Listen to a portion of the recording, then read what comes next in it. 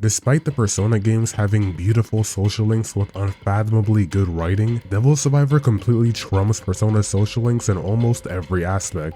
Devil Survivor didn't just make a version of social links like Persona, they straight up mastered the system, then they proceeded to never use that version of social links ever again. And it really makes you wonder, how did Devil Survivor go from being closer to a Shin Megami Tensei game at first to beating Persona at its most known gameplay element? You guys know me, I'm a massive Persona fan, but after playing both Devil Survivor games in and out, I can tell you that the very last thing I expected going into the games was to be blown away by just how good the game's version of social links actually are. But before I can paint the picture of just how good these social links are, let me give a little bit of context. See, Shin Megami Tensei Devil Survivor released on January 15th of 2009 on the DS, and Devil Survivor is a spin-off of the Shin Megami Tensei franchise, just like Persona. The game revolves around the cast of 3 characters: Yuzu, which for the most part you can think of as a slightly ruder Yukari. What? That's Atsuo, who is the calm technology bro character,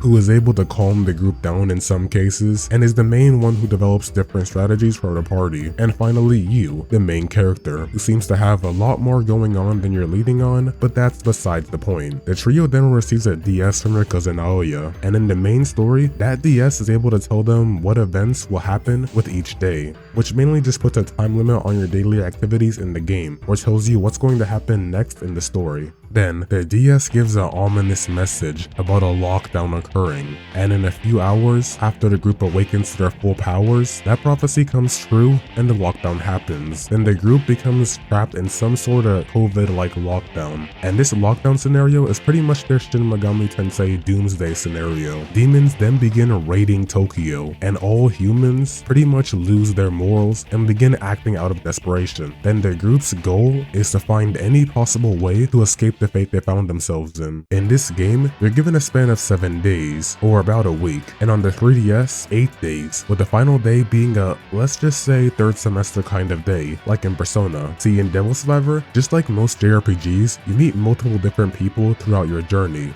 But what makes Devil Survivor unique is just like Persona, you can form bonds with a lot of these characters that you meet, and how you interact with these characters is gonna have a direct influence on the story. What makes this different than Persona, however, is other than a few select characters, when you usually do a social link, it exists to make you stronger as the player, or maybe unlock 1 or 2 new endings for you. I mean, Igor says it himself, the key to victory within these games lies within the strengths of your bonds. But Devil Survivor takes it one step further. See, just like the Persona games, in these games you can form bonds or social links, but these games aren't anywhere near as nice as the Persona franchise. In fact, they're a lot more brutal with how they handle these characters. See, along with having a specific amount of time to do things, characters have a clock above their head, and this clock serves the express purpose of telling you exactly when a character is about to die. And while some social links in Devil Survivor are just completely filler, say Shoji, who's a reporter who's pretty much just a waste of time, bluff links in Devil Survivor are few and far between. A majority of the time, characters in Devil Survivor will play a massive role in the scenes you see and the endings you'll receive. It's vital in Devil Survivor that you not only take care of the people around you, but that you make sure that they live no matter what. And you know, the best part is all up to you. But how does this make it better than the social links featured in Persona? Well, the fate of these characters is entirely dependent on your ability as a player to manage your time. It's funny, cause with Persona, people usually joke about your options not mattering too much, but in Devil Survivor, it can be the difference between life and death for a character you may care about. But okay, what happens if you fail to manage your time, or to check up on any of these characters? And a genuine spoiler warning ahead here for Devil Survivor 1. If what I said interests you so far, you might want to boot up that 3DS game and let the game cook. But take a random social link in Devil Survivor 1, say Haru. Haru is a vocal singer, and more so a celebrity in the game, sorta like Reese, who likes to write her own songs and sing to the public. She had a mentor named Aya, who was able to bring her out of a deep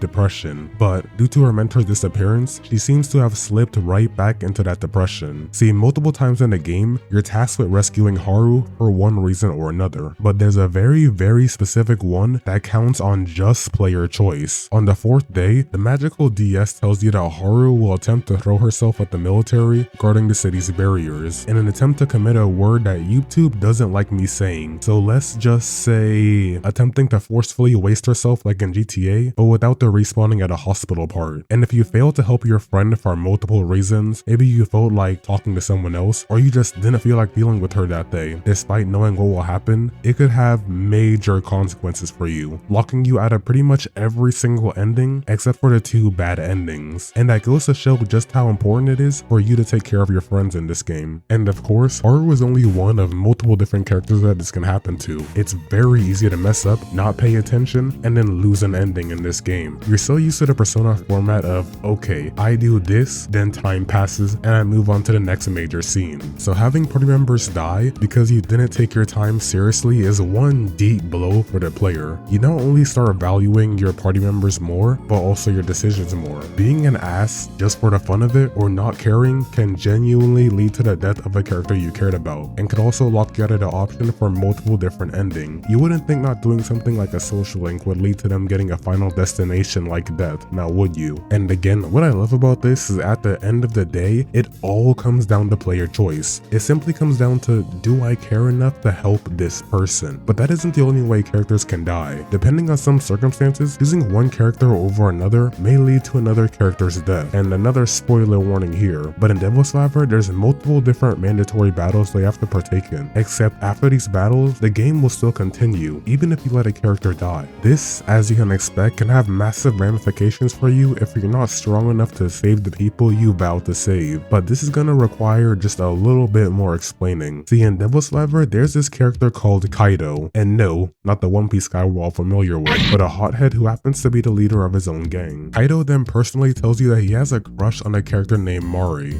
Mari is a very nice person who can pretty easily tell that Kaido likes her, and her previous boyfriend was also Kaido's brother, who got bodied by the demon Kreshnik. Mari wants revenge for her lover's murder, and directly depending on your ability to save her, Kaido can either help you rescue her, then join your party later, or if you fail to rescue her, Kaido will murder a character called Kisuke, which is a whole different can of worms, but for what you need to know, he's Atsuo's old friend from middle school, and also a potential party member. This is just another primary way in which the general idea of Persona, that being the importance of bonds, goes above and beyond what you'd expect. Usually in Persona, when you fail to save a character, it's game over, like in Persona 4. The game punishes you by completely ending because you failed to save somebody who depended on you. However, in Devil Survivor, it's completely different. You're forced to live with the death of your comrades, like some Naruto Nagito simulator. You don't get the kindness of knowing that you made a mistake that you can actually fix. Instead, you have to deal with the consequences of the death that you allowed to happen have caused. There are so many endings in Devil Survivor where messing up badly will still force you to see it to the end. Of course, you still get to complete the game, but you won't get that satisfying, juicy ending that you come to expect from Megaten. Rather, you get mostly heartbreaking endings where your whole squad gets wiped out and you have no one to blame but yourself. But what's interesting about these games is, as you can see, they're able to mix aspects of Persona 3, 4, and 5 and social links in relatively the same way. But the idea of forcing you to live with your decisions more so stems from Persona 1 and 2. See, Persona 1 and 2, just like Devil Survivor, your decisions can be the life or death of certain characters. In Persona 1, you need to be the hero choosing very specific options to help out the girl who needs you, while in Persona 2, more specifically Innocent Sin, it's up to you to let your friends handle their own problems, except for when they desperately need you. Just like Haru, failing to help a certain character in their time of need can result in their death by your hands. But what's interesting about both these games is that they force you to live with these deaths just like Devil Survivor. Hell, you can get the bad ending of Persona 1 in the beginning, then you're forced to play through 30 to 40 hours of the game before you realize your mistake. It's funny that a Shin Megami Tensei game, out of all the games, manages to have a perfect blend of every single mainline Persona game, while still managing to put a spin on it. It's just a testament to how built different Atlas was in the 2000s. They were able to fit a game with 6 endings all on a DS. Remember, Devil Survivor 1 is a 40-hour game. For Completionist 2, this game can almost take as long as a mainline Persona game to beat. It probably also helps a teeny tiny bit that the Devil Survivor cast is is extremely likable, making you care enough about them to actually want to save them. Other than one specific character for me, they are all really enjoyable to chat with. The writers made sure that they were jam-packed with personalities, and that makes you really feel for them when you're not able to save them for one reason or another. For me, it was a complete reload if a character dies. My soul just can't take that, bro. But I know, you would think the Persona games with social links have just as much of an impact, right? I mean, spoiler warning for Persona 4. A Persona 4 Golden added in a social link for the murderer, which at this point, everybody and their great-grandma knows is Detective Adachi. This social link gives you the option to betray your friends and side with Adachi, pretty much ending the game by leaving your home in a state of peril, as you leave your friends to deal with a murder case on their own. But the difference here is that Persona 4 ends right after making a bad decision. You immediately know you messed up and caused the death of people and your friends as a result, but the Devil Survivor games will continue no matter what you do. Quite frankly, if you ask me, it's a lot more brutal to have to continue the gameplay and simply force yourself to live with it than just having the game bail you out and tell you it's a game over. You can start from wherever. By that point, you'll still have at least 10 hours left in the gameplay, and you'll simply have to deal with what you've done.